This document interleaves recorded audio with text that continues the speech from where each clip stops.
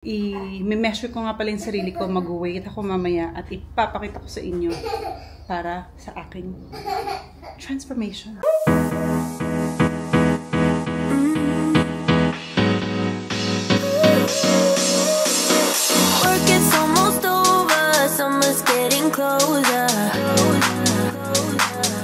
Hi guys! So ito ang aking first meal. After ko subukan yung Unimate and Balance. Wish me luck! Hi mga Zoobs! Good morning sa inyong lahat! Today is May 1 at Labor Day dyan sa Pilipinas. I know. So I'm sure happy kayo lahat dahil tayo ay walang pasok. Ako naman, kami, syempre, kahit na holiday sa inyo, meron pa din kaming pasok dito. Walang holiday sa trabaho namin ni Andy. Everyday. So, bago pa ang lahat, uumpisahan ko muna ang araw ng pag-workout. Kaya halika na guys, gym na tayo. Iiwan ko muna si Andy, kay Mimi, si Alia at King nasa school. So, hahatid ako ng aking mother-in-law kasi naghatid siya ng breakfast dito. Dahil ito nga yung araw na kami ay magda-diet. So, i-measure ko nga pala yung sarili ko, mag-weight ako mamaya at ipapakita ko sa inyo para sa aking transformation. Hopefully.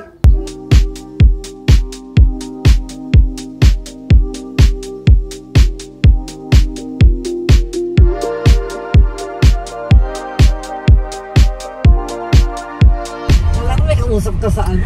Oh my God, lumagpas ako. Sabi ko talaga, eto na, left. Lumagpas kami. So, iikot kami ni Ola. Ito yung dati namin tintinig ng tita, oh. Tapos ayaw ni Dad kasi may punong malaki doon. Oo, may ano kasi nakabara ng ano. Ay, shucks! Dead end! Ano ba yan? Ano ka na lang? Dead end? Dead end pala to. You have to go walk now. Doon na lang ako sa Ano? Saan? Sa kanto, tapos lalakad ka na lang. Sige, lang naman ako okay. Lalakad na lang ako guys kasi alam niyo naman. Kasi dead end pala itong dinaanan namin. Lumagpas siya tas dead end. Kasi left, kala ko may kausap ko sa telephone. Ikaw lang kausap ko! Tita. Grabe. Ganyan po kami lagi. It's always an adventure kapag nagda-drive siya. It's either maliligaw kami, beating the red. Ayaw ko doon ka dito. Dito na lang po ako bababa para hindi ka na mahirapan. Para hindi ako maligaw. True. Oo, ayaw mo ng side street. Okay, tumingin ka ng left, right, ha? Asus ako right muna pala. Thank you. Okay. Bye-bye. See you later.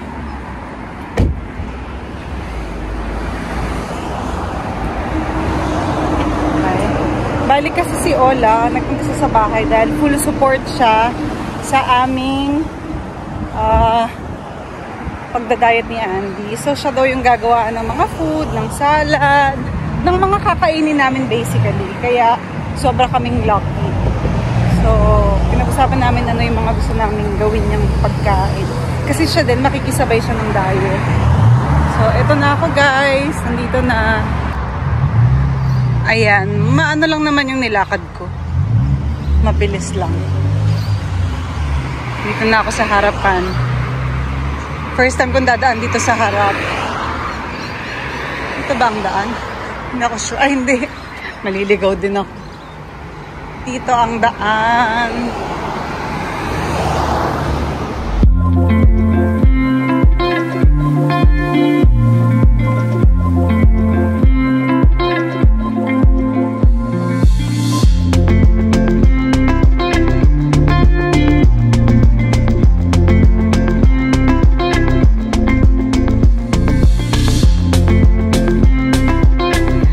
I'm here na sa kotse.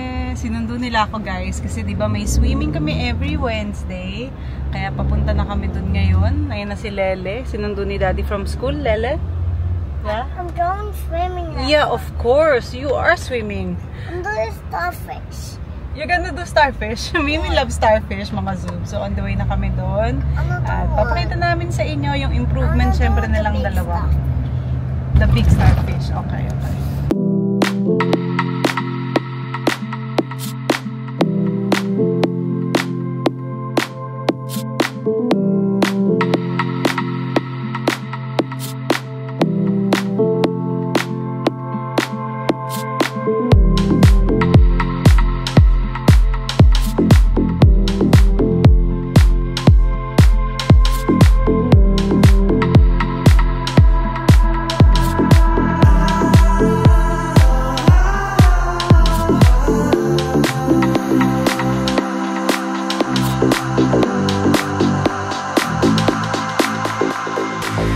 Okay, so we got chicken, vegetable, and pastas for the kids. What's up, guys? Just made it here to the gym, and it's an early one. It's 8:30, which is unusual for me to get here at this time. I've had a pretty packed day, to be honest. Diana went to the gym earlier, which is good. She went before Aaliyah finished school, and I dropped, actually my mum dropped her off, and then that's how long a day it's been, I've already forgotten. But my mum dropped her off, and then me and Mimi got ready and we picked up Aaliyah from school, and they played a little bit in the playground, which is good. They had a little bit of exercise, and then I took them home to get ready for swimming. They had their swimming lesson. Then we went to Ola's place. So Ola is cooking us a few days worth of food. So it's like 3 to 4 days of lunch and dinner.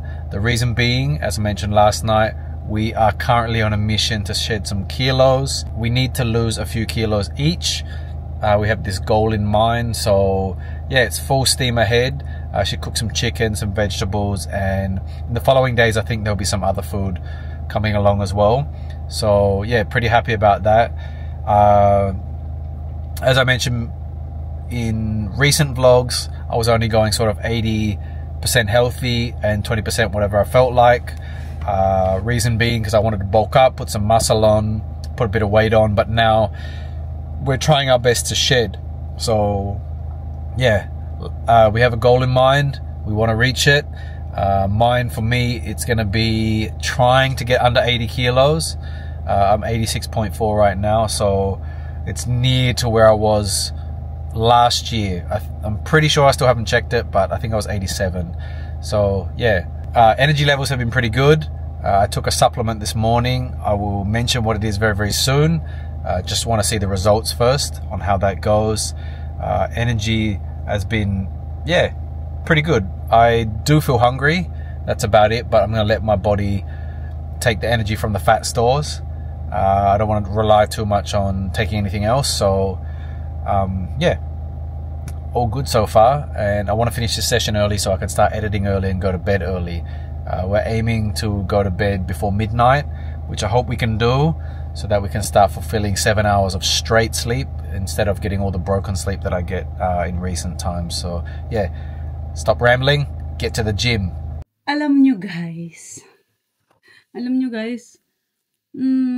nakaka-amaze, ano? Grabe, hindi ko akalain na aabot ako ulit ng 62.3. Well, actually 62.7. Kasi nung wini-weigh ko siya, hawak ko yung cellphone ko. Tapos, ang totoo ko talagang weight is 63.3. So, parang ano siya, 139 point something pounds. So, sabi mo ng 140 pounds. Eh, ang ideal weight ko lang, guys, ay 117 to 120.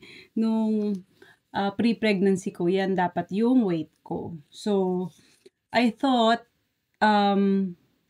nung last year, nung kami ni Andy ay nagpapayat din, nung nagpunta kami sa Pilipinas, ang nangyari nun, I'm 65 kilos, 145 pounds. Ano yun? Napababa ko hanggang 127 pounds. Ngayon, parang iniisip ko, saan napunta ulit yun? Parang ang bilis namang maibalik. Akala ko, dahil nagbe-breastfeeding pa ako noon, iniisip ko, baka milk lang yan, or alam mo na, additional, dahil syempre mabigat. Ngayon, hindi pala. So talagang, siguro, ang sarap talaga dito sa Australia. Napapakain tayo ng marami. Kaya naman ngayon, dinadahan-dahan ko din. Ayoko ding mabigla. Kagaya naman nung pagda-diet namin din dati.